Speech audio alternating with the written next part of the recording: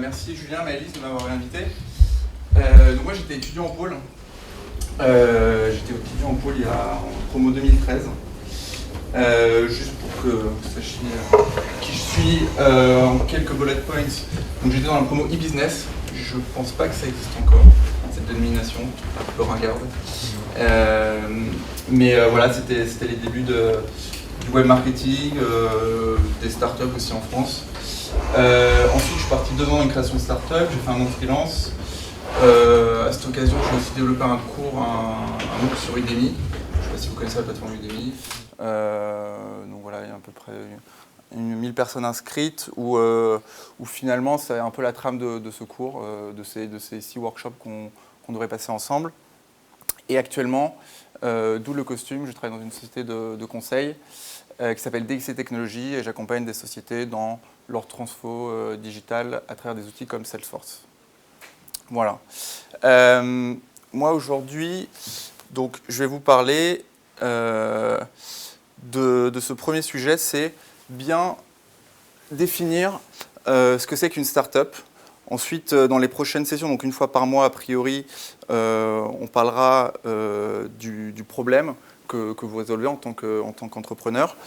Ensuite, on verra comment tester son idée, comment constituer une équipe et commencer à développer un produit. Également, le marketing, on va dire adapté aux startups, donc très orienté pour l'acquisition d'utilisateurs, parce que c'est ça au début dont vous avez besoin en tant qu'entrepreneur, des users qui testent votre site web, votre appli. Et enfin, des grandes notions sur comment gérer la croissance d'une startup. Ça va du droit jusqu'à la levée de fonds.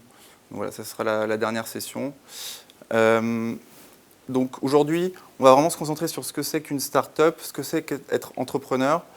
Voilà, je vais essayer de l'illustrer de cas que vous connaissez, de mon expérience aussi un petit peu. Et puis voilà, on va interagir. Je vais essayer de garder, je vais regarder la montre pour garder les 15 dernières minutes à minima ensemble, pour si vous avez des questions, que nous puissions échanger. Parce que voilà, 1 heure à parler, déjà ça va être long pour moi. Et puis je pense que vous aurez aussi à cœur de poser des questions, donc on va garder ce temps-là dédié. Alors, juste en préambule, l'objectif pour moi, il est simple, il se résume à une phrase, c'est si vous le sentez, je dis bien si vous le sentez, parce qu'on verra que ce n'est pas forcément fait pour tout le monde et qu'il faut que ce soit quelque chose, que ce soit un appel que vous sentiez au fond de vous, si vous le sentez, de vous donner les outils et la méthodologie pour entreprendre votre projet. Donc l'idée, c'est vraiment de mettre votre cerveau au service de vos tripes, parce qu'on n'entreprend pas juste parce qu'on voit une opportunité business. Il faut vraiment le sentir, il faut que ce soit quelque chose de très très ancré, parce que c'est un parcours qui est assez difficile. Et donc voilà, mon seul objectif, c'est de vous dire, si vous le sentez, il y a une série de réflexes, une série d'outils, il y a une série de méthodologies propres aux startups qui vous permettent de mettre en place votre projet. Donc c'est ce qu'on va découvrir au fur et à mesure. Un petit peu moins aujourd'hui. Aujourd'hui, on va vraiment être dans ce que c'est qu'être entrepreneur, qu'est-ce que c'est qu'une startup. Mais déjà, c'est poser quelques bases pour que visuellement, vous puissiez vous projeter si c'est quelque chose qui est fait pour vous ou pas. Alors, à votre avis, là je vais avoir besoin de vous, qu'est-ce que c'est qu'une start-up? Juste un mot, un adjectif, ce qui vous vient à l'esprit. Qu'est-ce que ça vous évoque? Ouais. Une idée. Une idée? Concept. Ok. C'est le début d'une entreprise. Ok. Innovation. Innovation, ouais. Est-ce qu'il y a d'autres mots qui vous viennent à l'esprit quand vous entendez le mot start-up? Technologie. Ouais. Liberté. Liberté, ok. Agilité. Agilité, Entrepreneuriat. effectivement. Entrepreneuriat. Donc, effectivement, donc, tout ça, c'est des mots qu'on va aborder dans cette heure ensemble. Si vous avez encore des notions qui viennent à l'esprit, n'hésitez pas. Donc, j'ai entendu beaucoup de mots, voilà, des choses qu'on entend fréquemment. C'est les premières images mentales qu'on a quand on parle d'une startup. Je vais essayer de définir ce que c'est en m'appuyant sur 4 auteurs qui sont des références dans l'écosystème startup. Je vais d'abord vous les présenter. Les images sont un peu lourdes. Donc, ces 4 personnes, si vous vous baladez sur Internet et que vous voyez des articles écrits par ces personnes-là, ça vaut le coup de s'arrêter, de les lire. Je mettrai quelques ressources à la fin des slides. Vous y aurez accès d'ailleurs aux slides. Je pense que Maëlys et Julien vous trouveront une façon de vous les transmettre. C'est sur Internet. Donc, Eric Rice sera la première personne qui va nous aider à définir ce que c'est. Eric Rice, vous l'avez peut-être entendu parler, c'est le père du Lean Startup. C'est lui qui a conceptualisé pour la première fois ce que c'est que le Lean Startup. On en touchera un mot peut-être dans le cycle 2, enfin dans l'atelier 2 ou 3. Dave McClure, qui est un des premiers salariés de PayPal, qui était le directeur marketing de PayPal, et qui aujourd'hui est à la tête d'un incubateur de startups qui s'appelle 500 Startups. Steve Blank, qui est un des premiers aussi à avoir théorisé beaucoup d'écrits sur les startups. Et Paul Graham, qui est le président de Y Combinator. Est-ce que vous connaissez Y Combinator ? Personne ?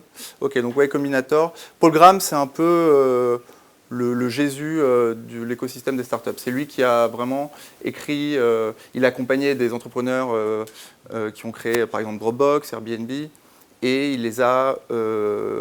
d'abord il les a accompagnés dans le coaching, dans le mentorat, il a aussi financé ses premiers entrepreneurs. Et il a un blog, il ne faut pas s'arrêter à son style, il a un blog qui est très très moche. Voilà, on dirait que c'est un site des années 2000, fin 90, mais le fond est vraiment ce qu'il y a de mieux, si vous vous intéressez à ce sujet-là. Donc, qu'est-ce que disent ces 4 personnes ? Premier, Eric Rice, il dit « Une start-up, c'est une organisation humaine designée pour délivrer un produit ou un service dans des conditions extrêmes d'incertitude. » Donc, l'incertitude, c'est vraiment la première particularité d'une start-up, c'est que vous avancez masqué, vous avez des pistes, vous avez des hypothèses, et voilà, c'est un peu, il y a une image du désert, c'est un peu la traversée du désert parce que vous avez une idée en tête, on l'a entendu, par exemple, et la particularité d'une start-up, c'est vraiment d'être dans l'inconnu, parce que vous avez tout à prouver. Donc, l'incertitude, c'est vraiment le premier ingrédient d'une start-up. Ce que dit Dave McClure, pour lui, une start-up, c'est une entreprise, une organisation pour qui il y a 3 choses qui ne sont pas claires. C'est quel est son produit, qui sont ses clients et comment gagner de l'argent. Donc déjà là, on arrive vers quelque chose d'un peu plus précis. Ce seront ces 3 questions qu'il pose. C'est les questions auxquelles vous aurez à répondre si vous démarrez votre projet, forcément. Et il explique qu'une fois qu'on a trouvé ce triptyque, c'est à partir de là qu'on devient une entreprise. Une fois qu'on sort de cette incertitude, qu'on commence à avoir un peu de conviction sur ces 3 éléments, là, à partir de là, on commence à avoir un vrai business. Ensuite, Steve Blank, il introduit 2 notions qui sont très très importantes, qui sont propres aux startups, qui sont la notion de repeat et de scalabilité surtout. Et il introduit aussi la notion de business model. Donc, qu'est-ce que la scalabilité ? La scalabilité, c'est la capacité de reproduire à grande échelle quelque chose que vous avez validé à petite échelle. Est-ce que ça vous... Je l'aurais fait. C'est de valider quelque chose à grande échelle que vous avez validé à petite échelle au préalable. Donc, en fait, c'est aller pour... pas utiliser des mots trop savants, mais c'est aller vers des rendements d'échelle croissants, c'est-à-dire aller vers ce qu'on appelle des économies d'échelle, c'est-à-dire qu'avec de moins en moins de ressources, vous êtes capable de créer de plus en plus de valeur. Donc, si je prends l'exemple de Google, au début, Google, pour que les premiers utilisateurs puissent faire des recherches, entre leur coût de serveur, leur coût d'infrastructure, le coût des salariés, etc., au doigt mouillé, une recherche leur coûtait peut-être quelques dollars par utilisateur. Aujourd'hui, avec la technologie, donc j'ai entendu le mot technologie, on est capable de, avec de moins en moins de ressources, créer de plus en plus de valeur, d'adresser un marché très grand Donc on se rapproche de ce qu'on appelle le coût de marginal zéro. Donc voilà, c'est aussi une notion voilà, d'économistes qui ont commencé à théoriser. Donc les bouquins font 500 pages, je vous le déconseille. Et enfin, Paul Graham, pour lui, une start-up, c'est deux choses. C'est effectivement la capacité de desservir tout son marché, c'est-à-dire, si on prend l'exemple concret, une boulangerie n'a pas la capacité de délivrer tout son marché, puisque une boulangerie est un point de vente physique, et que pour toute la Terre, aller dans cette boulangerie, c'est un petit peu compliqué. Mais Google est une start-up parce que le monde entier, potentiellement, peut l'utiliser. Donc ça, c'est la capacité à adresser un marché entier, grâce aux technologies. Et un autre symptôme, on va dire, des startups, c'est la croissance. Les startups se caractérisent par une très forte croissance à leur début. Et d'ailleurs, Paul Graham, dans son programme Y Combinator, il exige de ses candidats qu'ils aient une croissance entre 5 et 10% par semaine, minimum. Parce que c'est à partir de là qu'on rentre dans du sérieux. Donc voilà, il y a ces différents éléments que vous avez. C'est peut-être un peu confus. Maintenant, je vais vous donner une façon de scinder mentalement ce que c'est qu'une start-up d'une entreprise avec une phrase très très simple. Et ça sera la seule chose qu'il faut retenir, c'est qu'une entreprise classique, elle est dans l'exploitation et l'optimisation d'un modèle économique, alors qu'une start-up, elle est à la recherche d'un modèle économique. Je ne sais pas si c'est clair la différence pour vous. Donc, tout le monde est familier avec ce que c'est le terme modèle économique. Donc, voilà, comment faire de la thune.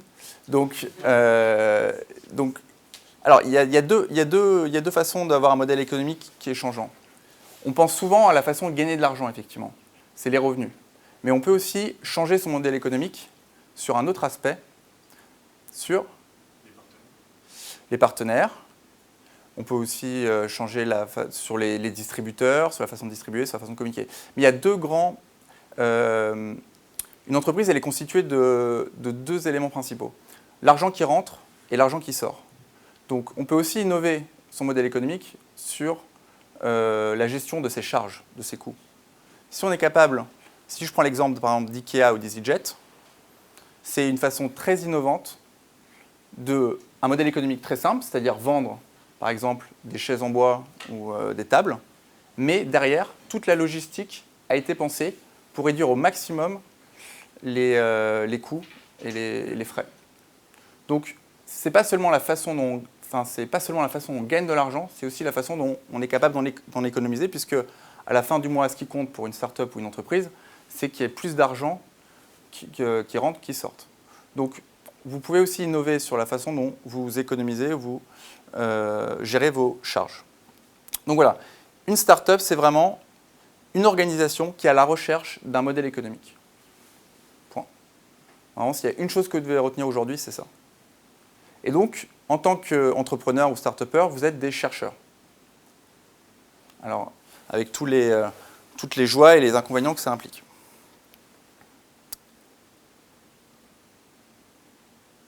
Est-ce que vous avez des questions jusqu'à là sur le modèle? Est-ce que c'est qu'un modèle économique? Ok. Donc, je crois qu'il y a une slide avant. Voilà. Donc, ce film, vous l'avez vu, le Social Network de Zuckerberg? Facebook? Ok.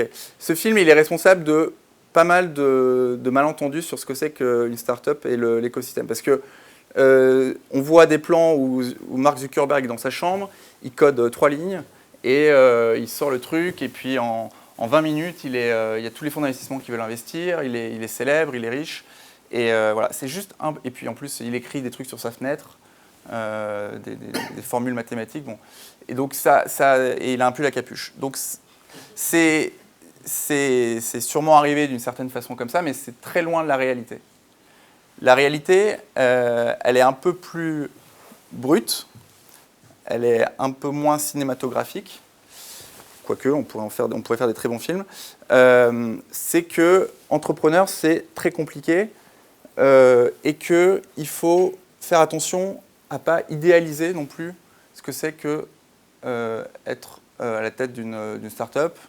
Donc, l'idée, c'est vraiment de ne pas se dire que c'est le... Comment dire ? Enfin, c'est dans une entreprise, si vous voulez entreprendre, c'est vraiment, et c'est très cliché de dire ça, ça fait une phrase que vous voyez sur Instagram, c'est le chemin qui compte plus que la destination. Vraiment. Pourquoi ? Parce que lorsque vous voyez des films comme The Social Network, ou quand vous voyez des réussites à la télévision ou sur Internet, vous voyez que la fin de l'histoire, ou le début du succès. Mais vous ne voyez jamais ce qu'il y a avant.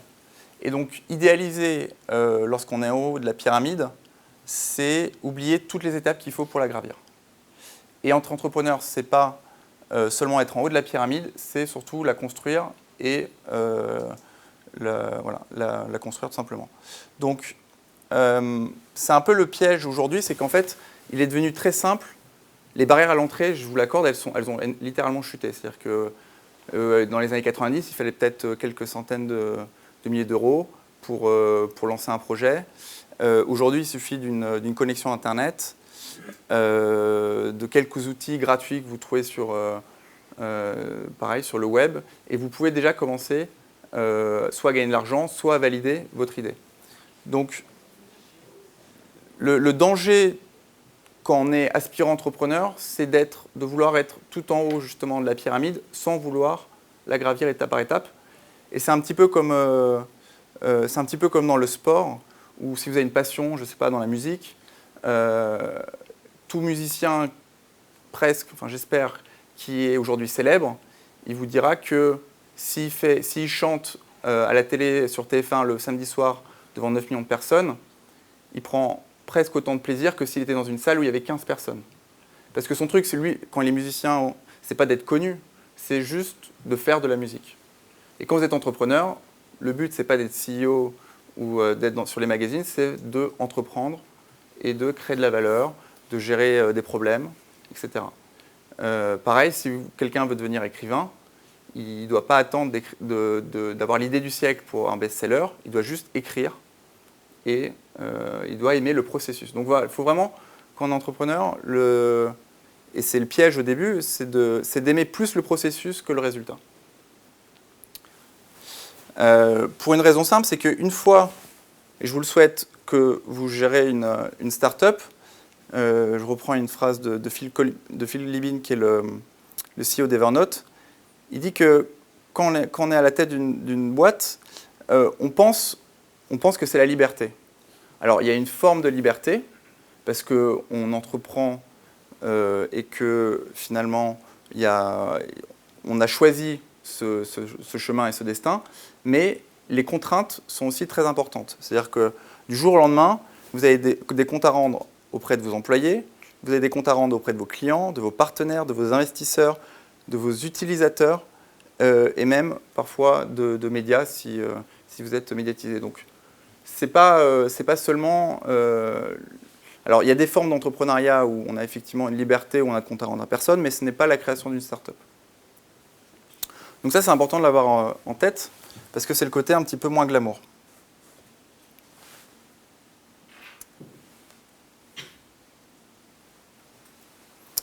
De la même façon, je vous invite à lire cet article qui sera dans les ressources à la fin de la présentation, qui a été écrit par Dustin Moskovitz, qui est un des cofondateurs de Facebook.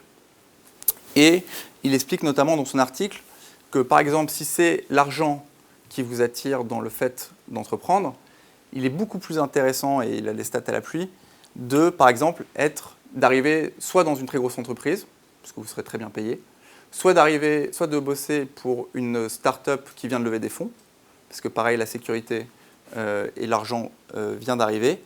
Et il prend l'exemple, par exemple, du 100e employé de Facebook. Est-ce que vous avez une idée de combien a gagné le 100e employé de Facebook en millions? «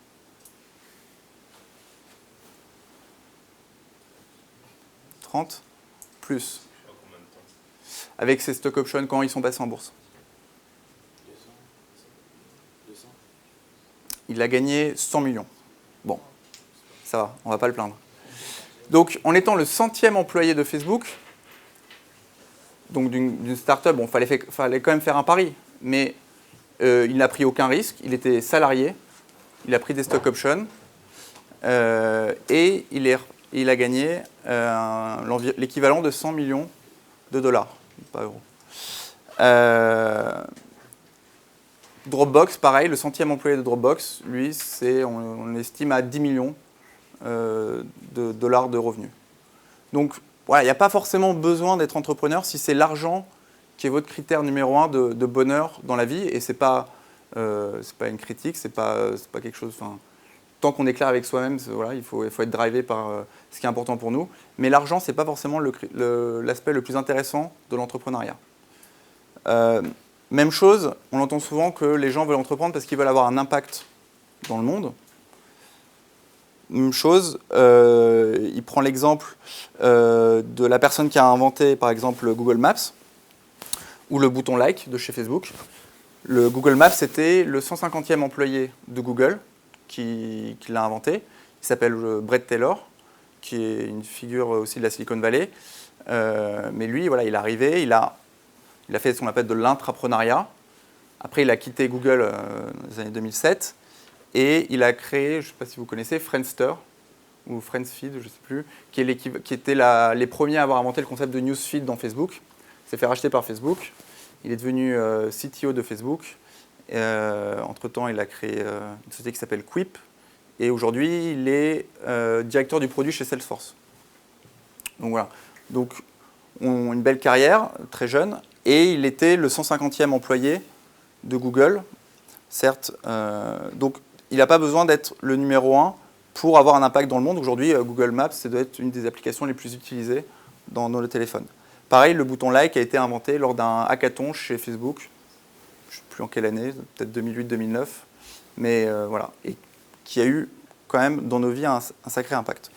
Donc si c'est pour l'argent et l'impact, il y a d'autres façons au pire de trouver son bonheur. Donc justement, c'est ce que j'essaie de vous dire tout à l'heure, c'est que la partie cool, c'est seulement la partie visible de l'iceberg. Parce que les médias mettent les entrepreneurs en avant, parce que sur les réseaux sociaux, vos copains, vos copines qui ont monté leur boîte mettent en avant les aspects cool, mais parce que c'est finalement très humain. Personne ne partage sur Facebook quand ça va mal, on met tous les moments où ça va bien, sur Instagram c'est pareil, etc. Donc on a un peu un biais au niveau de ce qui nous attend de l'autre côté de la barrière si jamais on franchit le pas d'entrepreneur. Alors il y a beaucoup de moments très cool qui compensent beaucoup le travail et les difficultés, mais la réalité quand même, c'est que 90% de ce que vous allez faire en tant qu'entrepreneur, c'est bosser, ne pas forcément avoir de reconnaissance. Et voilà, c'est pas comme si on est salarié, c'est assez confortable parce que même si on bosse et qu'on n'a pas de résultat, on aura toujours de la reconnaissance. Il y a toujours votre boss qui vous tapera sur l'épaule pour vous dire bravo, tu as quand même essayé, bien joué. On a un salaire à la fin du mois, tout va bien. Quand on est entrepreneur, il n'y a personne pour nous féliciter quand ça va mal. Et quand ça va bien, ça arrive qu'on ait cette adrénaline et qu'on ait une reconnaissance. Mais c'est le marché. C'est l'attraction. Et le marché, que vous fassiez des efforts ou pas, il s'en fiche. Donc ça, c'est une réalité quand même qu'il faut prendre en compte. C'est que niveau reconnaissance, il faut être plus drivé par le travail que par les étoiles, quoi. Donc, je vous fais un tableau un peu noir, hein, mais c'est volontairement pour détruire quelques mythes, peut-être quelques fantasmes qu'on se fait autour de l'entrepreneuriat. Un autre mythe qui est assez important quand on entend parler de l'entrepreneuriat ou des startups, c'est l'importance de l'idée. Donc, quelqu'un a dit l'idée sur une startup, effectivement, c'est vrai. Ça fait partie c'est une partie de votre projet, mais ça représente, j'ai volontairement exagéré, ça représente une très très infime partie de votre avenir si vous entreprenez. Tout se passera, le moment de vérité se passera dans ce qu'on appelle l'exécution. Donc en fait, l'exécution, ça veut dire quoi? C'est la mise en place de votre idée. Donc votre idée, c'est un point de départ, mais une fois que vous l'avez trouvée, elle ne compte plus. Il ne faut pas s'y attacher, il ne faut pas tomber amoureux de son idée, il faudra que vous tombiez vraiment amoureux du problème que vous cherchez à résoudre. Ça, on le verra plutôt dans la partie, dans le workshop suivant. Donc aussi, il faut tuer l'importance de l'idée. J'entends souvent quand je rencontre des jeunes entrepreneurs ou même des plus aguerris, ils ne veulent pas parler de leur idée. Ils disent non, on ne sait jamais, si tu me la piques, ça vaut des millions, etc. Mais en fait, l'idée, elle ne vaut absolument rien. D'ailleurs, vous ne pouvez pas déposer une idée à l'INPI. Vous pouvez toujours essayer, vous pouvez déposer des brevets, donc vous pouvez déposer des processus, mais vous ne pouvez pas déposer une idée pour la simple raison que l'idée n'a absolument aucun sens tant que vous ne la mettez pas en place et tant que vous n'avez pas une articulation autour de cette idée. Et donc, vous, en tant qu'entrepreneur, il va falloir mettre toute votre énergie dans ce qu'on appelle l'exécution de cette idée. Et donc, l'exécution, ça veut dire quoi? L'exécution, pour moi, c'est ces 4 points essentiels. Donc, c'est la façon dont vous allez transformer, vous allez formuler le problème que vous avez identifié sur un marché. C'est la façon dont vous allez y répondre par un produit ou un service. C'est la façon dont vous allez acquérir des utilisateurs. Donc ça, il y aura un workshop aussi là-dessus. Et c'est la façon dont vous allez la monétiser. Parce qu'encore une fois, une entreprise a trouvé son modèle économique.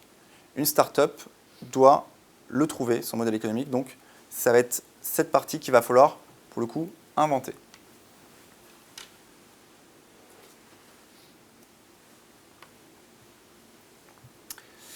Et la seule chose qui vous sépare de votre projet, d'aujourd'hui de votre projet, c'est l'action.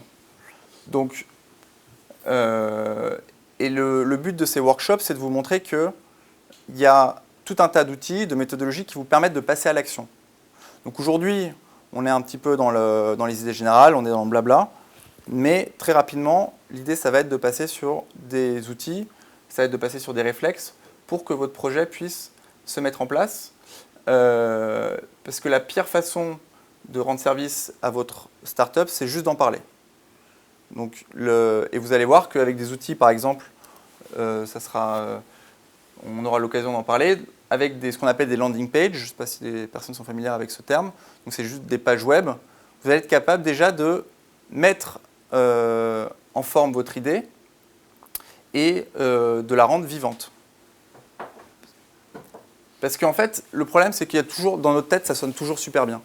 Lorsqu'on a une idée, et puis dès qu'on commence à parler à nos amis, bon déjà, ça devient un peu plus compliqué, parce qu'on se rend compte que finalement, il y a quelques incohérences. Et la meilleure façon de vérifier qu'on est capable de bien exprimer son idée, c'est tout simplement de la rendre réelle et de la mettre sur une page web et de proposer son produit, son service.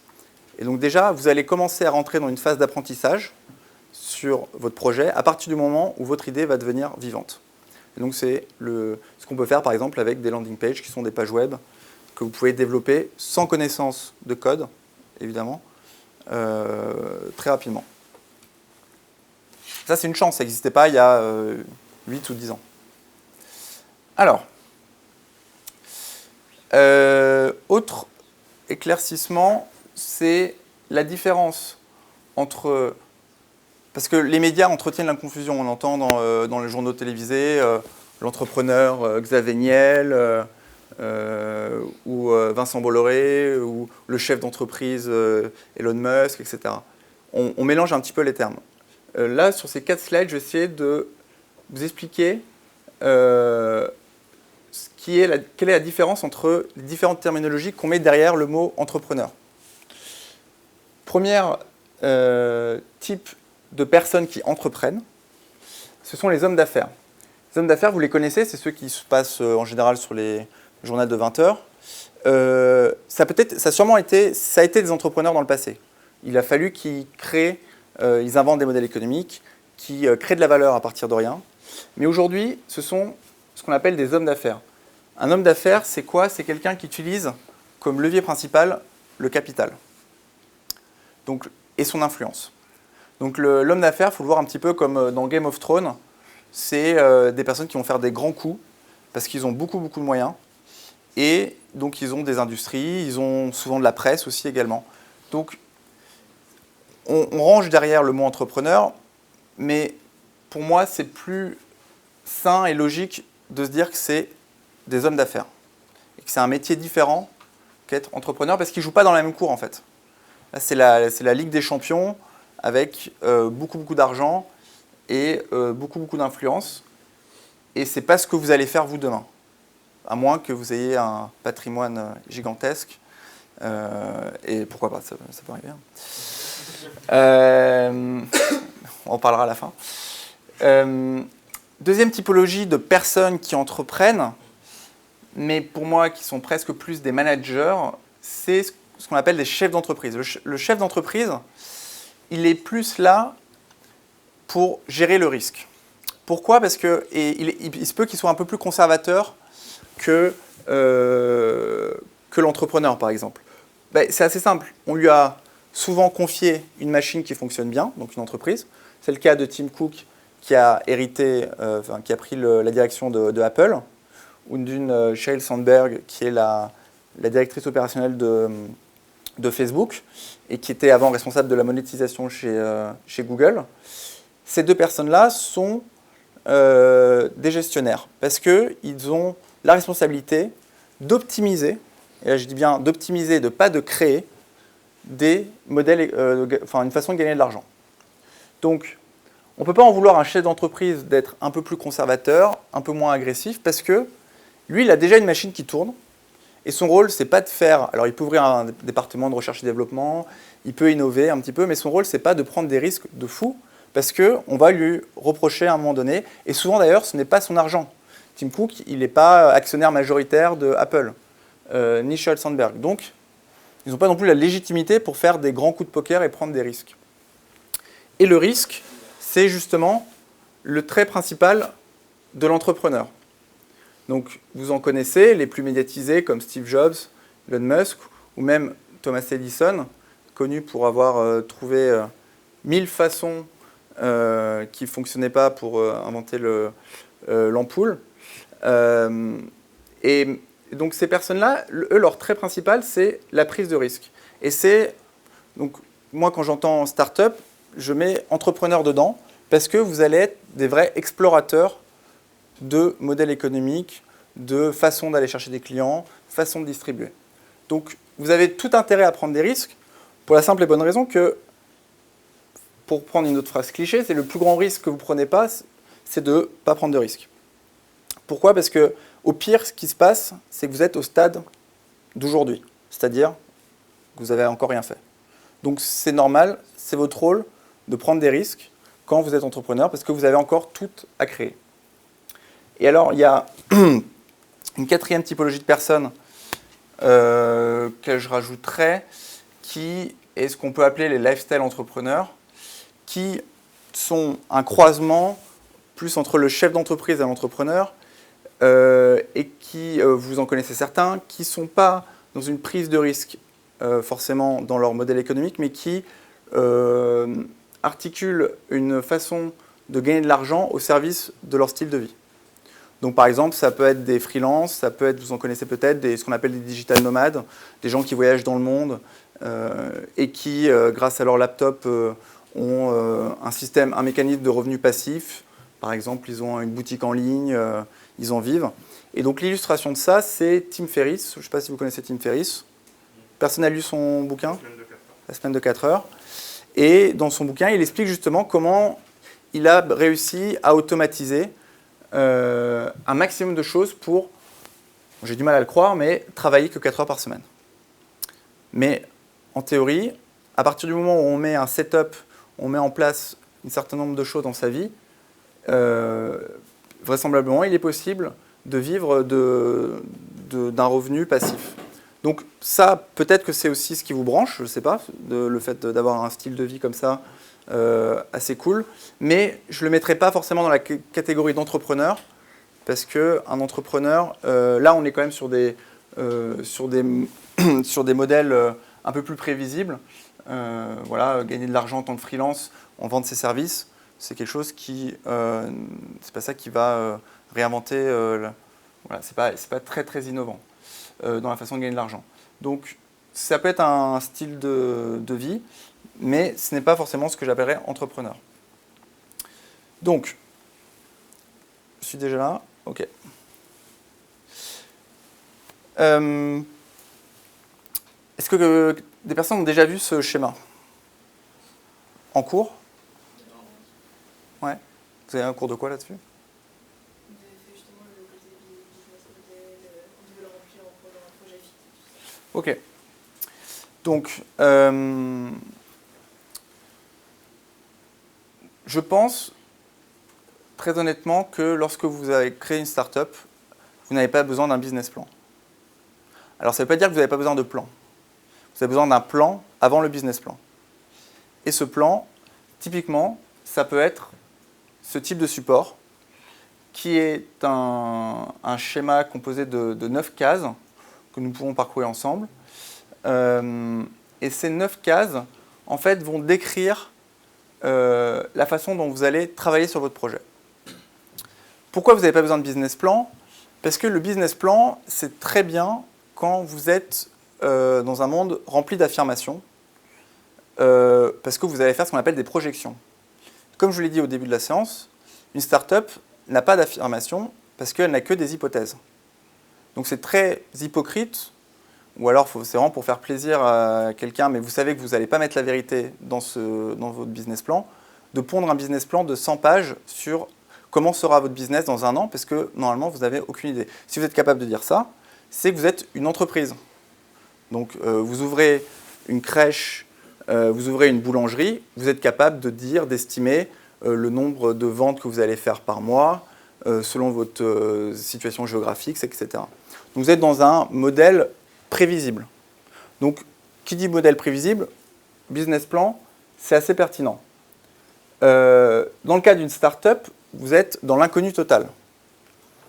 Et donc, plutôt que de passer du temps à rédiger des pages sur un document Word, ce que vous pouvez faire, c'est prendre un schéma comme celui-ci. Il a été popularisé dans les années 2010. Et c'est de vous poser les questions, 9 questions sur votre projet. Et ce schéma, il a vocation à être réactualisé un maximum de fois. Parce qu'il y a 2 choses qui sont importantes lorsqu'on entreprend. Il y a 2 mots essentiels qu'il faut absolument que vous ayez en tête. C'est le mot hypothèse, donc je l'ai suffisamment dit. Donc vous êtes des chercheurs, vous êtes dans l'hypothèse en permanence, sur tout plein d'aspects. Et le deuxième aspect qu'il faut retenir, le deuxième mot, c'est itération. Itération, ça veut dire quoi? Itération, ça veut dire des cycles courts que vous allez répéter. Et donc en fait, le but du jeu, c'est d'avoir des hypothèses et à côté d'avoir des cycles courts où vous allez tester ces hypothèses et les remettre en cause. Alors, les cycles les plus communs sont généralement hebdomadaires. Quand vous êtes au tout début, vous pouvez vous permettre d'avoir un cycle de remise en cause de votre projet hebdomadaire. Ou après, vous pouvez l'étendre, vous pouvez passer à 2 semaines, 1 mois. Mais le tout, c'est d'avoir cette discipline où vous dites, OK, voici mon hypothèse de départ, je la pose sur un bout de papier, je ne prends pas trop le temps, je ne vais pas rédiger 150 pages, j'écris en quelques lignes, et je vais mettre en place des expérimentations à côté, on verra dans les prochains workshops comment faire, pour tester ces hypothèses, et ensuite, quand je reviens sur mon business model Canvas, que je peux accrocher chez moi, dans ma chambre, n'importe où, je vais potentiellement remettre en cause ces hypothèses. Donc, première hypothèse, qui sont mes clients? Donc ça, c'est la première case. Donc voilà, c'est à vous de le sentir. Et l'important, c'est d'être précis. Il ne faut pas avoir peur de prendre un parti pris. Parce que si vous ne prenez pas de parti pris, si vous dites la Terre entière est ma cible, vous ne pourrez jamais valider cette hypothèse. Donc plus vous êtes précis, plus vous pouvez soit valider votre hypothèse, soit l'exclure rapidement. Et c'est pour ça que c'est très important d'être précis dans vos suppositions, parce que ça vous permet de savoir sur quoi vous travaillez et de mesurer vos recherches. Donc, premier aspect, c'est qui sont vos clients. Deuxième case, quelle est votre proposition de valeur? Alors, la proposition de valeur, c'est une notion qu'on abordera dans le prochain workshop et qui est en fait, quelle est la promesse de votre startup, de votre projet, en quelque sorte.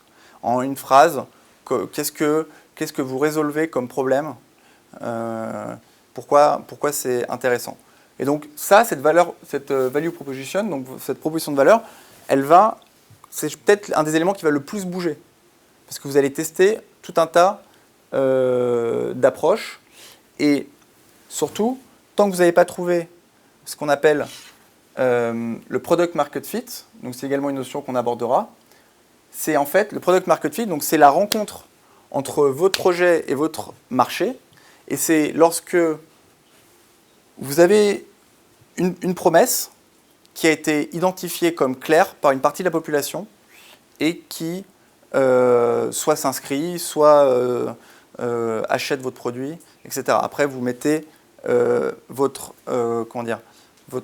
réussite à l'endroit que vous souhaitez. Vous pouvez, si vous estimez que le nombre de téléchargements sur votre produit est votre indicateur de réussite, cela vous appartient. Si c'est le nombre de ventes aussi, ça vous appartient. Mais ce qui est important, c'est est-ce que ma promesse rencontre une cible de la population? Et lorsque ces deux éléments s'accordent, on a ce qu'on appelle le product market fit. Donc, en général, on dit qu'il y a deux types de startups. Donc là, on n'a vu que 2 cases.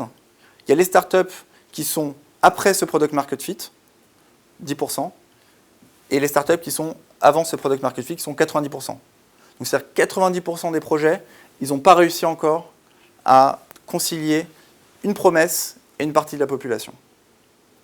Ça, c'est une notion très très importante. Donc déjà, si vous commencez par ces deux choses-là, vous allez déjà progresser dans votre projet. Ensuite, il y a d'autres éléments qui sont importants, qui sont la distribution, évidemment, comment vous allez distribuer votre produit et votre service. Donc ça, pareil, vous faites des hypothèses. Est-ce que ça sera sur un canal physique, web, lequel, parce que être sur Internet, c'est trop vague. Donc voilà, identifier quelques endroits où vous allez permettre de faire le lien. En fait, c'est le véhicule qui va faire le lien entre votre promesse, votre produit et la population. Ensuite, quelle relation vous avez avec vos clients?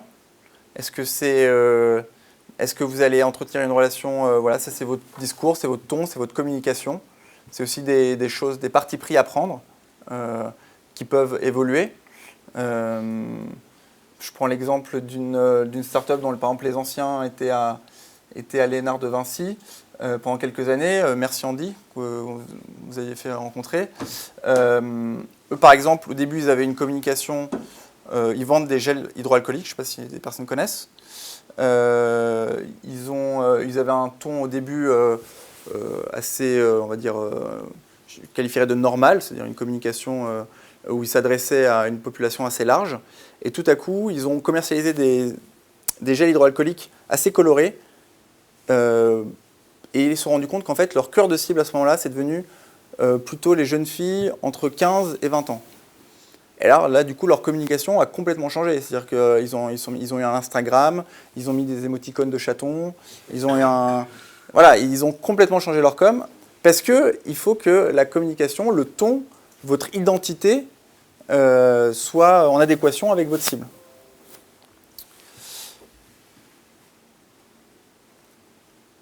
Hop.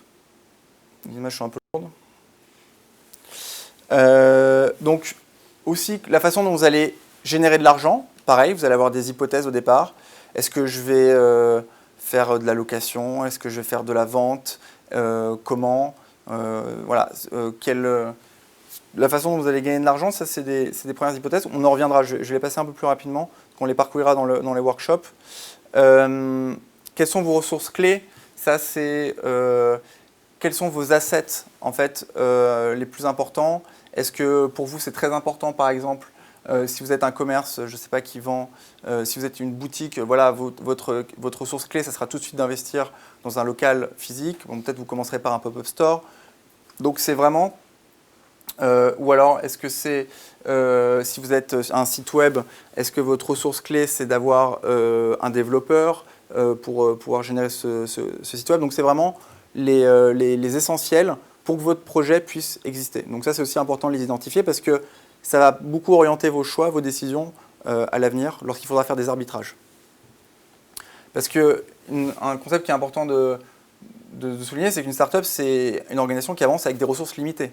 Encore une fois, à moins que vous soyez le fils caché de Bernard Arnault, vous avez des moyens limités et votre but, c'est d'économiser un maximum parce que vous ne savez pas de quoi demain est fait. Alors, donc, il faut vraiment faire des arbitrages dans vos dépenses. Vos partenaires clés, donc ça peut être par exemple si vous identifiez que vous avez absolument besoin de certains fournisseurs, ça peut être si vous êtes dans des problématiques de levée de fonds importantes, vous identifiez quelques venture capitalistes ou business angels, donc avec qui vous avez besoin, quelle personne dans l'écosystème vous avez besoin de leur aide pour avancer. Les activités clés, donc c'est quelles vont être vos activités. Donc, est-ce que vous allez avoir du savoir-faire sur, je ne sais pas si vous êtes une start-up qui répare des téléphones, est-ce que votre savoir-faire il va être dans justement le savoir réparer? Est-ce qu'il va être dans le fait de accueillir les clients? Est-ce qu'il va être dans la logistique? Donc voilà, il y a des savoir-faire et des activités que vous allez aussi devoir identifier. Et enfin, quels vont être vos coûts, parce que, encore une fois, une entreprise ou une start-up, enfin toute organisation, est faite de deux flux, une rentrée d'argent, une sortie d'argent, donc identifier quels vont être vos coûts. C'est parfois plus simple d'ailleurs d'identifier vos coûts que ce que vous allez gagner. Par définition, vous pouvez plus facilement vous projeter sur vos besoins futurs. Donc voilà, ça c'est une section aussi qui est peut-être un peu plus simple à faire que la partie revenu. Donc voilà, j'ai essayé d'être un peu plus rapide là sur la fin. Le but, ça va être, là on va pouvoir échanger un petit peu si vous avez envie, poser des questions, n'hésitez pas à nous challenger un petit peu sur vos problématiques. Donner un contexte aussi, n'hésitez pas sur votre projet, si vous en avez un, ou sur vos hypothèses, sur ce que vous avez en tête. La prochaine session, on se retrouve le 6 novembre normalement. Donc Maëlys et Julien vous confirmeront ça. Là, l'idée, c'était vraiment de poser les bases sur ce que c'est qu'une start-up, démystifier un certain nombre de choses, détruire certains mythes, et partir sur des bonnes bases si c'est quelque chose qui vous botte. Et à partir de du mois prochain, on verra comment, justement, on va entrer dans le dur, comment la première étape, vous verrez que c'est d'identifier un problème important dans le monde. Plus que l'idée, on verra que c'est surtout le problème que vous cherchez à résoudre qui est important. Donc cette slide aurait été mieux avant. Le résumé, donc s'il y a quelques bullet points que vous devez retenir de cette session ensemble, le premier point, c'est une start-up, c'est une organisation qui recherche un modèle économique, contrairement à une entreprise qui l'a déjà identifié et qui est dans une phase d'optimisation. Le piège, mais aussi l'énorme avantage, et ça c'est une chance qu'on a, c'est que tout le monde peut démarrer. Tout le monde peut entreprendre demain, mais ce n'est pas forcément fait pour tout le monde. Donc là, vraiment, la clé, c'est le discernement, c'est de savoir qui vous êtes. Est-ce que vous avez envie d'être un salarié? Est-ce que vous avez envie d'être un manager? Il n'y a pas de péjoratif, hein, c'est vraiment chacun doit sentir au fond de lui ce qui lui correspond le plus. Si vous avez envie d'être un chef d'entreprise, un homme d'affaires, ou un entrepreneur, ou un freelance ou digital nomade. Donc ça, c'est vraiment important d'être clair avec soi, de ne pas se faire piéger par la hype aussi autour des startups. Si vous avez envie d'entreprendre, vous pouvez vous servir, oubliez le business plan dans un premier temps, servez-vous d'un outil comme le Business Model Canvas, qui va vous permettre déjà de poser les premiers jalons sur votre projet. Et 2 mots à retenir, c'est le mot hypothèse, parce que si vous entreprenez, à partir de ce moment-là, vous êtes des chercheurs. Et itération, parce que pour que ces hypothèses aient une vie et soient remises en cause, il faut opérer sur des cycles courts pour les réactualiser. Donc, ça sera tout pour moi. S'il y a des ressources qui seront disponibles dans la présentation, qui vous sera probablement forwardée.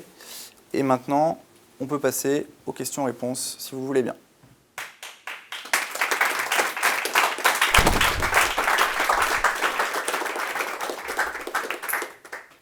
Ouais. Moi, je voulais revenir sur le principe de modèle économique. Mais par exemple, Blablacar, Uber et Airbnb, ils ont des domaines complètement différents, mais à chaque fois c'est un peu la même chose, c'est de mettre en relation des gens, etc. Du coup, je voulais définir un peu ça. Alors tu m'as dit Blablacar et... Uber et Airbnb par exemple. Ok. En soi, ils n'ont rien, ils mettent juste en relation des gens. Alors, ils ont en commun le fait que c'est de l'intermédiation, effectivement. Mais derrière, la façon dont ils gagnent de l'argent et la façon dont ils opèrent leur boîte est très différente. Donc Blablacar, ça a commencé comme un site de covoiturage, donc ça s'appelait covoiturage.fr, et ils ont mis littéralement 10 ans, je pense. Ils ont commencé, le fondateur a commencé en 2004 et il a commencé à le faire sérieusement en 2008. Et aujourd'hui, ils ne sont pas encore rentables. C'est pour ça que on pourrait dire que c'est encore une start-up. Et on est en 2018, donc ça fait quasiment 15 ans qu'ils bossent là-dessus. Et ils ont trouvé... Alors, ils lèvent beaucoup de fonds, et c'est à ça que servent les fonds. Donc, le venture capitalist ou le business angel. Et pourquoi on dit que c'est du capital risque? Parce que justement, ils investissent sur des projets qui ne sont pas encore rentables. Et donc, ils prennent le risque de faire un pari sur le futur. Le covoiturage, il ne savait pas comment il allait gagner de l'argent. Au début, c'était un service gratuit qu'il faisait à côté. Il a mis en relation beaucoup de gens, et à partir du moment où, aujourd'hui, ils doivent mettre en relation à peu près 20 millions de personnes, peut-être que quand ils ont approché 2-3 millions d'utilisateurs, ils se sont dit, OK, on va peut-être pouvoir faire un commissionnement, on va faire un rating pour noter les gens, etc. Mais ça, c'était absolument pas gagné à l'avance. C'est-à-dire qu'ils ne pouvaient pas savoir avant. Alors, peut-être qu'ils avaient comme idée, peut-être qu'au tout début, ils se disaient, mais on va faire, je sais pas, on va y avoir un prix unique, comme le train, pour un Paris-Lyon. Et puis, ils se sont rendus compte, au fur et à mesure de leur avancement, que finalement, la meilleure façon, et encore, elle n'est pas encore validée, parce qu'ils ne sont pas encore rentables, à ce que je sache, c'est d'avoir un commissionnement de X% sur chaque course. On prend l'exemple, tu parlais de... Uber et Airbnb, c'est aussi de l'intermédiation, mais ils n'avaient absolument aucune idée. Ils ont eu aussi une très très longue traversée du désert. Comment ils allaient gagner de l'argent avant de commencer? Il faut se resituer. Airbnb, ça devait être aussi dans les années 2007-2008. Ils ont commencé aussi comme un service gratuit. Et je vous raconterai l'histoire d'ailleurs d'Airbnb qui est super passionnante. Ils ont à un moment eu un moment eureka et ils ont compris comment attirer des utilisateurs et ensuite gagner de l'argent. Mais ils ont des pistes comment gagner de l'argent, évidemment, parce que sinon personne ne leur confierait des sous. Donc, mais ça reste des hypothèses, ils n'avaient aucune certitude. Alors aujourd'hui, il y a tous ces modèles convergent et effectivement on va vers des plateformes qui prennent du commissionnement, mais ce n'était pas du tout un modèle économique qui était validé et qui, encore une fois, pour Airbnb, par exemple, Blablacar n'est pas encore validé.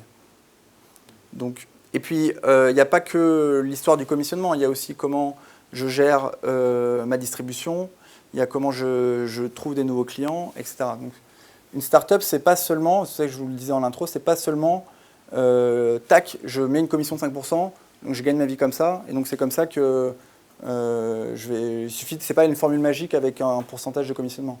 C'est toute la mécanique autour de ce commissionnement qui permet que ce commissionnement ait lieu et qui permet d'exister. Ouais. D'un point de vue légal, est-ce qu'on a quelque chose à l'état lorsqu'on crée une startup? Alors, quand tu crées une startup, alors moi, l'erreur que j'ai fait au tout début, c'était d'être un trop bon élève, de faire un business plan, d'aller à l'INPI, bon ça à la limite vous pouvez le faire, déposer votre marque, ça sera toujours utile, et de créer une entité juridique. Alors c'est filmé, donc je ne devrais peut-être pas dire ça, mais c'est absolument pas utile de créer une entité juridique au tout début. Pourquoi? Parce que vous partez du principe que déjà ça va être très lourd, ça va être assez embêtant, même si c'est beaucoup simplifié. Il va y avoir effectivement, si par exemple tu crées une SAS, ça va te coûter à peu près 200-300 €. Voilà, c'est pas des frais utiles. Et il vaut mieux, tu peux absolument valider ton idée, tes hypothèses, sans créer de structure juridique. Moi, j'ai une amie, par exemple, qui a créé, qui est créatrice de mode, qui vend des pantalons sur Internet, qu'elle a créé elle-même. Elle ne s'est pas encore embêtée à créer son entreprise, etc. Les gens vont sur son Instagram, ils aiment bien le pantalon, ils lui envoient un message en privé, et ensuite ils lui font un Lydia. Ou un PayPal, ou voilà. Alors évidemment, si elle commence à devenir riche avec ça, et que là, elle a tout intérêt à le déclarer, et peut-être c'est ce qu'elle fait en ce moment, elle note les transactions, et ensuite elle va déclarer tout ça à l'État. Mais dans un premier temps, ça ne sert à rien de s'encombrer avec une structure juridique. Mais si tu le crées, ça te coûtera 200-300 €. Et de la paperasse. Et des courriers d'arnaqueurs qui t'envoient des trucs, et tu vas croire que c'est vrai. Donc non, vous embêtez pas avec ça. Ouais. À partir du moment où du coup on a trouvé son modèle économique, la manière dont on va avancer, on passe du statut start-up plutôt au profil organisation, entrepreneur, et donc on change totalement de méthodologie ou pas forcément? Alors, en fait, tu vas tout simplement passer d'un modèle économique qui est encore une interrogation à un modèle économique qui est une certitude. Alors, une certitude, le monde bouge, donc les certitudes sont fragiles, mais une certitude pendant quelques années au minimum. Donc, pour moi, tu passes du côté de l'entreprise. Tu passes dans un statut où tu n'es plus forcé de prouver ta rentabilité. Ta rentabilité, tu l'as prouvée, mais tu vas rentrer dans d'autres problématiques qui ne sont pas moins passionnantes et pas moins difficiles, qui est de optimiser ce modèle économique et cette rentabilité. D'accord, donc pas du tout la même méthodologie du coup Si, tu peux garder la même façon de travailler, mais tu passeras de entrepreneur à chef d'entreprise. Donc potentiellement, tu prendras moins de risques parce que, encore une fois, tu auras plus de difficultés à mettre en danger quelque chose qui fonctionne que tu as créé. Après, tu regardes c'est pas un bon exemple parce qu'Elon Musk, je ne pense pas qu'il soit très rentable sur tous ses projets, mais voilà, c'est quelqu'un qui aujourd'hui, je pense que même s'il était rentable, il continuerait à tweeter et à prendre des initiatives un peu folles qu'il arrive. Donc, mais a priori, tu passerais dans l'optimisation, ouais, plus que dans la création. D'autres questions, ouais. Quand est-ce qu'on peut penser parler de levée de fonds? Est-ce que c'est intéressant? Alors, la levée de fonds, c'est aussi un des fantasmes qu'il est important de déconstruire le plus vite possible parce que c'est... le problème, c'est qu'aujourd'hui, beaucoup de startups ont de la presse parce qu'elles ont des levées de fonds. Et du coup, on associe la réussite d'une startup à une levée de fonds. Ce qui est loin d'être le cas. Et beaucoup de startups que vous connaissez ou que vous ne connaissez pas sont très successful sans aucune levée de fonds.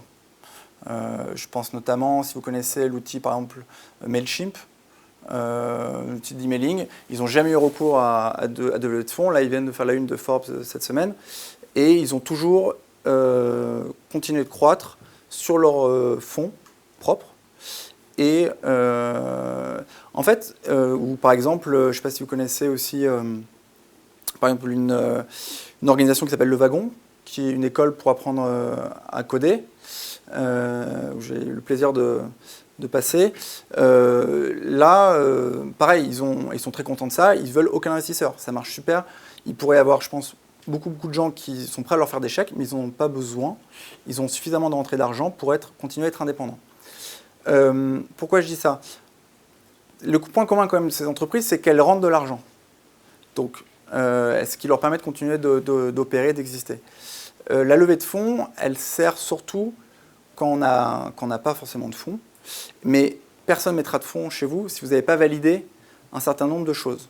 Donc, ce n'est pas la levée de fonds qui va créer votre croissance. Et ça, aucun investisseur ne mettra de l'argent chez vous si vous n'avez pas déjà de la croissance, une certaine traction, une certaine crédibilité. La levée de fonds, elle sert qu'à une chose, vraiment qu'à une chose, c'est d'accélérer votre croissance. Donc, en fait, finalement, quand vous êtes en position de lever des fonds, si vous avez un modèle économique qui vous fait rentrer de l'argent, vous pouvez même en fait l'exclure. Après, si vous êtes par exemple Facebook, Snapchat, qui à leur début rentraient très peu d'argent, bah là, et que vous êtes à la guerre aux utilisateurs, à l'acquisition de trafic, et donc qui demande beaucoup de moyens, ou comme Uber par exemple, là, ça peut valoir le coup d'avoir des investisseurs, parce que ça va être comme une seringue, ça va être un dopant qui va d'un coup faire gonfler vos moyens, mais Mais ce serait comme prendre des protéines sans avoir jamais été à la salle une fois, quoi. Ça n'a pas beaucoup de sens. Donc voilà, donc ça intervient assez tard en fait, quand on a validé ces hypothèses. Yes. On entend beaucoup dans les médias que maintenant on encourage les Français à développer ou à créer des startups. Et donc du coup, je voulais savoir s'il y a des aides, si on peut avoir des aides de la part de l'État qui puissent nous aider à créer notre startup où on est vraiment livré à nous-mêmes dès le départ. Non, carrément, il y a beaucoup d'aides. Après, moi, c'est un conseil très personnel, mais vous le prenez ou pas. C'est de ne pas passer trop de temps là-dessus, parce que c'est très chronophage et c'est assez lourd de monter des dossiers, faire plaisir à des gens qui ne s'y connaissent pas forcément et qui ne vont pas comprendre ce que vous faites. Ça serait un peu comme expliquer, parce que souvent les gens qui organisent, alors ça a beaucoup évolué, mais moi, il y a quelques années, quand j'étais confronté éventuellement à cette option-là, j'avais affaire à des gens qui avaient à peu près le même âge que mes parents, la même connaissance en technologie que mes parents, et je devais leur expliquer que ce que je faisais avait du sens. Et c'est très difficile. Donc, si vous êtes capable de pitcher votre startup à votre grand-mère, à vos parents, pourquoi pas. Mais sinon, c'est un peu, c'est assez lourd. Et puis, en fait, ça va surtout vous désaxer en fait, de votre objectif principal. Quand vous êtes entrepreneur, vraiment, votre objectif numéro 1, c'est d'apprendre. C'est d'apprendre sur vos hypothèses. Et donc, ça va être de faire un maximum d'expérimentation et d'avancer comme ça. Alors après, il se peut que vous ayez besoin de financement, mais je ne commencerai vraiment pas pour ça. Il y a plein d'outils aujourd'hui qui permettent gratuitement de commencer votre projet sans avoir recours à des financements externes. Donc. Et puis, en étant assez frugal, en fait, en ayant très peu de moyens, c'est aussi là où on devient très, très créatif. Beaucoup de startups, des exemples me reviendront, mais beaucoup de startups ont commencé à décliner à partir du moment où elles ont eu beaucoup d'argent parce qu'elles ont arrêté d'être créatives, elles se sont un petit peu reposées sur leur laurier. Donc la frugalité, ce n'est pas un défaut quand on commence. Ça pousse à être très créatif. Tout à l'heure, tu as dit que la première chose à connaître pour son business model Canvas, c'est ses clients. Ouais. Moi, c'est mon problème, c'est que j'ai envie d'avoir tout le monde, en gros. Normal. Et après, je comprends qu'il faut que je commence par une cible plus précise, mais je ne sais pas à quel point elle doit être précise. Parce que par exemple, là, je peux avoir en tête un encart d'âge, mais plus que ça, pour moi, je galère un peu. L'idéal, c'est que tu sois capable de faire le portrait chinois de ta cible. S'ils regardaient une série, qu'est-ce qu'ils regarderaient? S'ils sortaient au restaurant à Paris, où est-ce qu'ils iraient? C'est de vraiment avoir une image type de ton client. Et ça va être très important parce qu'effectivement, au début, on est tenté, et moi, c'était pareil, j'étais très tenté de me dire, mais non, mais ça sera pour tout le monde. Mais en fait, le tout le monde, ça sera peut-être un jour, dans 10 ans. Et d'ailleurs, c'est à peu près le cycle qu'ont beaucoup de startups. Si vous regardez les grands succès aujourd'hui, elles ont toutes quasiment à peu près 10 ans. LinkedIn, Blablacar, Airbnb. Donc avant d'arriver, de toucher le mass market, il va se passer, 7 à 8 années si tout va bien. Oui, mais ça je comprends, c'est juste que la base de la bonne cible, à quel point elle doit être précise ou quoi, j'ai vraiment du mal. Ben ouais, je peux t'inviter à... Vraiment une bonne cible où je suis sûr que c'est elle qui va... Ben non, justement, le but du jeu, c'est pas d'être sûr. Vaut mieux que tu fasses une hypothèse et que tu te trompes et que tu te rendes compte au bout d'une semaine, plutôt que tu idéalises quelque chose pendant 2 ans et qu'en fait tu vas te tromper. Donc le plus vite tu as exclu ou tu as validé quelque chose, le mieux ça sera. Donc c'est pas grave, choisis à la limite au pif dans les cibles que tu as en tête, prends-en une, expérimente, expose ton produit ou ton service à ces personnes-là et vois tout de suite si ça accroche ou pas. Parce que c'est un petit peu comme, je ne sais pas si vous avez déjà joué, c'est une métaphore qui est connue, mais est-ce que vous avez déjà joué au jeu Risque? Si vous jouez avec des débutants, le joueur de risque, il va être tenté très rapidement, quand il joue pour la première fois, de placer des pions un petit peu partout. Il va dire, attends, là j'ai l'Asie, là j'ai l'Afrique, oh là je suis super bon, dès le 2e tour j'ai des pions partout. Et le bon joueur, il va maximiser ses soldats sur une petite zone, et après il va s'étendre petit à petit. Donc moi j'aime bien commencer par l'Australie par exemple. Donc voilà, c'est parce que plus on commence petit, plus on peut mettre d'impact dans quelque chose de précis, et plus on va pouvoir se diffuser. Le danger en ayant une cible qui est très large, ça va être de t'éparpiller et de ne pas comprendre qui tu es et ce que tu fais. Donc comme un joueur de risque, je te conseille de tout mettre sur un pays, et puis tu vois comment ça se passe, et puis au pire tu reprends tes jetons et tu refais une partie, et tu vois comment ça évolue. Yes. Alors moi j'ai une startup en fait qui est dans le marché du B2B, donc pas du tout B2C. Et du coup je suis amené à avoir des entretiens, discuter avec des potentiels clients qui sont des grands comptes, comme des foncières ou des responsables d'infrastructure. Et je voulais savoir si tu avais des tips ou des conseils à donner pour ces entretiens, pour comment dire, jauger le pricing, des choses comme ça.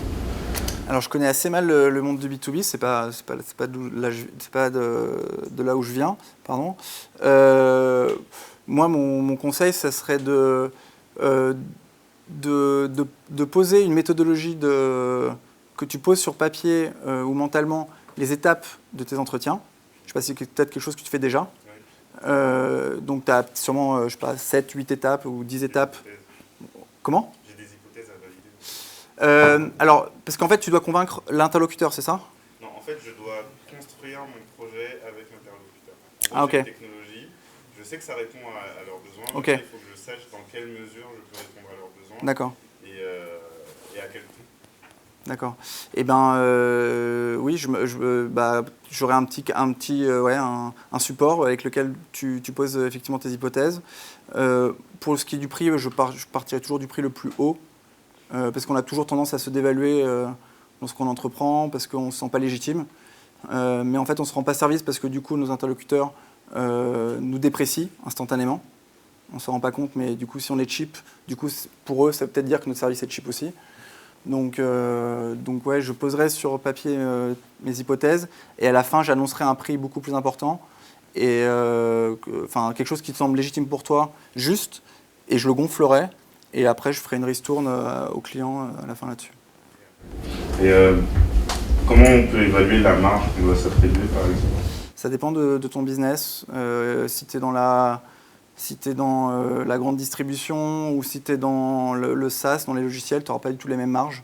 Il y a des entreprises qui vivent très bien avec des marges de 10%, parce qu'ils font beaucoup de volume. Il y a des entreprises qui vivent très bien, et c'est un euphémisme, avec des marges de 70%. C'est à toi, en fait, en fonction de tes coûts et en fonction de l'argent que tu veux dégager, de mettre le bon curseur. J'espère que je t'ai aidé. Si je décide de me mettre à temps plein sur mon projet, ouais, et que du coup je fais pas de levée de fonds, comment je me rémunère ? En faisant payer pour ton service ou ton produit ? Ouais, mais s'il n'est pas encore développé, il faut que je passe du temps à le développer déjà. Eh ben, ça serait quoi concrètement ? Par exemple, je sais pas si je veux faire un site internet, une plateforme une plateforme communautaire où on pourrait, imaginons que je veux faire un covoiturage, un Airbnb, un truc de service, tout ça, le temps que je fasse ma cible, le temps que je crée mon site. Tu veux pas parler de ton idée ? Non, mais c'est parce qu'elle n'est pas claire. Tu peux aussi, en fait, on peut toujours vendre. Si on ne vend pas le produit, on peut toujours vendre la promesse. Tu auras toujours des gens intéressés par la promesse. Je ne sais pas si vous connaissez la startup Feed, par exemple, qui vend des produits, l'équivalent de produits alimentaires. Feed, il a commencé par juste une landing page où il promettait le produit. Donc il l'avait packagé, il l'avait mis en avant, et il vendait juste la promesse. Et ce qu'il vendait, c'était des précommandes. Donc il a pu amasser un certain chiffre en trésorerie juste en vendant la promesse. Donc il a créé une landing page avec des outils comme Squarespace, on parcourra certains, et avec des modules de paiement intégrés. Il a commencé à collecter, je ne sais plus, 10 ou 15 000 euros comme ça. Et donc ça lui a permis de faire deux choses. C'était de valider déjà son idée, dégager de la trésorerie, pouvoir commander les produits en grande quantité dans lesquels il a commencé à travailler, et Surtout avoir une première communauté. Parce que c'est aussi ça qui est difficile au début quand on commence, c'est d'avoir une première base d'utilisateurs. Donc il a fait ça. Et en plus, rien ne t'empêche, alors si tu es étudiant, c'est compliqué, mais rien ne t'empêche aussi de travailler à côté. Alors, tu disais d'aller à full-time. C'est vrai que c'est un engagement, l'entrepreneuriat est un engagement qui est très chronophage, mais pour autant, la phase où tu es dans la validation de ton idée, au tout début, je ne conseillerais pas à quelqu'un, par exemple, de démissionner pour valider son projet. Tu peux très bien le faire à côté, et puis quand ton projet te rapporte plus, ou prend trop de temps, et où tu as certaines certitudes, où tu dis « Ok, il y a quelque chose qui se passe », à ce moment-là, tu peux y aller à fond, quoi. Mais aujourd'hui, je ne pense pas qu'on ait besoin d'être à 100% sur... Enfin, tu peux avoir un job alimentaire, tu peux toujours être salarié, et puis quand tu es salarié, a priori, tu finis de bosser entre 18 et 19 heures, tu as encore la soirée. Alors je dis pas que c'est facile, mais si tu en as envie, tu peux le faire. Moi, on m'a vite fait redescendre sur terre aussi. Les entrepreneurs, les premières années de leur vie, ils se rémunèrent. N'est-ce pas? Oui, non, je sais. Ah oui, non, mais ça, c'est clair, il faut pas tout de suite penser salaire. Non, mais après, il y a beaucoup de structures d'aide et d'accompagnement dont tu fais partie, comme Pépite Pont, par exemple. Peut-être que tu peux en parler, Jean. Tout de suite. Ça peut aider tes camarades. Pépite Pont, c'est un dispositif qui est mis en place par l'État. Par l'État, qui permet en fait de prolonger le statut d'étudiant en fait après le diplôme et même pendant le diplôme. Ce qui fait que pendant 3 ans, si je ne me trompe pas, on peut continuer à être étudiant entrepreneur avec tous les avantages que ça a, c'est-à-dire au niveau fiscal, au niveau de la bourse, au niveau du transport, au niveau de tout un tas de choses. Et ça permet aussi d'avoir différents ateliers et différents. Enfin, vous avez un mentor, etc. Et c'est plutôt pas mal. Et c'est un dispositif aussi qui est en parrainage avec le parcours entreprendre pour ceux qui seraient intéressés potentiellement. Et la station F aussi. Ouais, mais là, il faut percer. Non, mais aujourd'hui, on a la chance... C'est une possibilité, mais je ne veux pas vendre à la station F comme ça, en mode venez tous, vous allez à la station F. Enfin, faut déjà... Ça reste un dossier à faire. Aujourd'hui, on a la chance quand même d'être un écosystème qui est hyper mature. En France... Faut pas rougir, on est quand même un des meilleurs écosystèmes dans le monde. Il y a beaucoup de gens qui viennent. On a la chance d'avoir tout gouvernement confondu, d'avoir une prise de conscience sur l'importance et l'incitation à l'entrepreneuriat. Donc il y a effectivement des dispositifs. Si tu n'as pas le choix, tu trouveras sûrement, tu parlais de ça avant, d'accompagnement, vous trouverez sûrement des solutions. Après, rien ne t'empêche par exemple, de générer des revenus à côté. Par exemple, moi, pendant quelques mois, je crée des sites web à côté parce que je savais que c'était quelque chose que je savais faire et que je pouvais facturer. Donc ce n'était pas de ça dont je voulais vivre, mais je sais que ça pouvait me faire des rentrées d'argent. Donc après, tu peux être créatif sur tes talents pour développer des façons de gagner de l'argent. L'anecdote très connue des fondateurs d'Airbnb, par exemple, où ils étaient vraiment à court. Puis là-bas, il n'y a pas d'aide, aux États-Unis, il n'y a pas d'aide sociale, il n'y a pas tous ces accompagnements forcément de l'État. Quand ils étaient dans le dur, il y a eu la campagne présidentielle 2007-2008, McCain-Obama, et ils n'avaient plus d'argent. Ils sont allés faire des courses au supermarché, ils ont acheté beaucoup de céréales. Et en fait, eux, c'est des designers à la base, les fondateurs. Et ils ont packagé des boîtes de céréales à l'effigie de McCain et d'Obama qui vendaient $50 et qui sont allés au congrès de ces deux candidats à la sortie pour tous les gens qui étaient venus voir les candidats et les ont vendus. Et ils ont vendu, je ne sais pas combien de milliers de dollars ils sont faits en vendant des paquets de céréales à $50. Et parce que voilà, il y avait un contexte et que ça s'y prêtait. Et donc quand ils sont rentrés, c'était vers Noël, quand ils sont rentrés à leur repas de famille expliquer ce qu'ils faisaient, voilà, c'était pas des vendeurs de céréales, ils n'ont pas dit ça à leurs parents, c'était intermittent, quoi. C'était juste le temps qu'ils aient des revenus d'argent sur leur vision, mais vu que leur vision n'était pas encore, voilà, évidente et concrète, ils ont trouvé des moyens de gagner de l'argent différemment. Tout à l'heure, tu disais que Airbnb avait réussi à acquérir beaucoup d'utilisateurs avant de réussir à se faire de l'argent. Ouais. Parce qu'ils ont fait ça du coup. Alors, il y a eu un moment clé chez Airbnb, c'est le jour où ils ont compris, alors ça peut paraître évident aujourd'hui, où ils ont compris qu'en fait les photos étaient très importantes.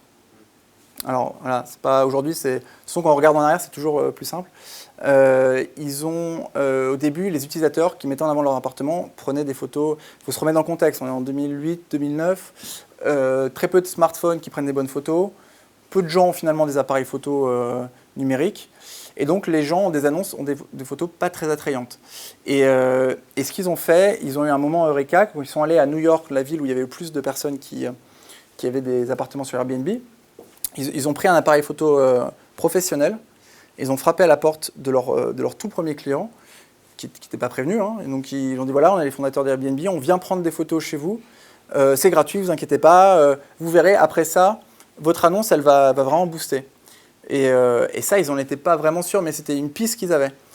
Et effectivement, les appartements pour lesquels ils avaient pris des bonnes photos avaient beaucoup de réservations. Et donc c'est à ce moment-là que ça a vraiment décollé. Et donc c'était tellement fort ce moment Eureka chez eux qu'aujourd'hui, si vous mettez en location un appartement sur Airbnb, vous pouvez faire appel à des photographes freelance gratuitement de la part d'Airbnb pour qu'ils prennent en photo votre appartement. Donc ils ont maintenu, donc au début c'est eux les fondateurs qui l'ont fait, au bout d'un moment c'est bien compliqué, et ils ont aujourd'hui un des plus grands réseaux de photographes freelance dans le monde, parce qu'ils sont rémunérés par Airbnb. Ça c'est un des moments. Il y a eu d'autres moments, on le verra dans les autres workshops, où par exemple ils ont été capables de profiter du trafic de Craigslist, Craigslist qui est le bon coin, on va dire, américain, et c'est aussi une façon dont ils ont trouvé pour avoir beaucoup de trafic. Voilà, on touche à 20h30, ouais. Moi j'ai une question assez simple, c'est concrètement, j'ai une idée que je me dis je pourrais largement la développer, enfin pas largement, mais je peux peut-être essayer de la développer en startup. Et c'est pas ce que je veux faire toute ma vie. Est-ce que si je m'y engage maintenant, j'y suis lié pour tout le temps, ou est-ce que je pourrais après continuer mon projet professionnel à la base que... En fait, ça dépend de toi. Tous les schémas sont envisageables. Si tu veux faire une start-up qui est au sens start-up, c'est-à-dire où tu dois vraiment accoucher d'un modèle économique nouveau, original, ça risque de te prendre beaucoup de temps et d'énergie. Et si tout va bien, tu en as pour quelques années. Et même te rendre compte que ça ne fonctionne pas, il peut se passer un petit peu de temps. Donc, a priori, tu es engagé. Après, si ton ambition, c'est plus d'avoir un style de vie, ce que je disais un petit peu tout à l'heure, lifestyle entrepreneur, où tu as trouvé un petit hack pour avoir du revenu passif, c'est-à-dire, je sais pas, il se trouve que les t-shirts avec écrit Bob sont super à la mode depuis 2 semaines, et que toi, tu es le site internet qui vend ce t-shirt 30 € et que ça t'a mis 5 minutes à le mettre en place, et que tout est automatisé, que tu as quelqu'un qui s'occupe de la livraison, etc., et tu vis de ça, ouais, tu peux faire carrément les deux à la fois. Mais il faut avoir trouvé un hack, ou alors il faut que tu crées un projet entrepreneurial à part entière, et là, ça te risque de te prendre du temps. Mais si déjà, tu n'as pas trop envie de t'engager là-dessus, peut-être que c'est peut-être pas ça que tu as envie de faire aussi sur le coup. En fait, concrètement, là, j'ai envie de m'engager moi dans les nouvelles énergies, mais j'ai pas forcément envie. Mon projet ne porte pas dessus, en fait. Et du coup, j'ai une idée qui me plaît, qui me stimule beaucoup sur le niveau de l'esprit, la manière de faire. Mais en fait, je me dis, d'un côté, j'ai envie de faire une start-up parce que c'est une idée qui pourrait naître. Mais d'un autre, j'ai pas non plus envie de faire un impact trop conséquent sur le projet derrière, en fait. Mon projet professionnel. Alors, sinon, ce que tu peux faire, c'est expérimenter. Tu testes ton idée. Donc, on verra le mois prochain un workshop où comment tester ses idées. Tu testes ton idée avec un moyen. Et si jamais la réponse du marché te satisfait, c'est-à-dire que tu as de l'attraction, les gens sont intéressés par ce que tu fais, peut-être que tu vas te prendre de passion pour ça. Ou alors, s'il y a de l'indifférence, 2 possibilités. Soit tu dis non, c'est pas possible qu'il y ait l'indifférence, je m'accroche et je continue. Ou soit tu te dis, finalement, ça ne me motive pas plus que ça, je ne vais pas passer plus d'énergie là-dessus. Toujours essayer.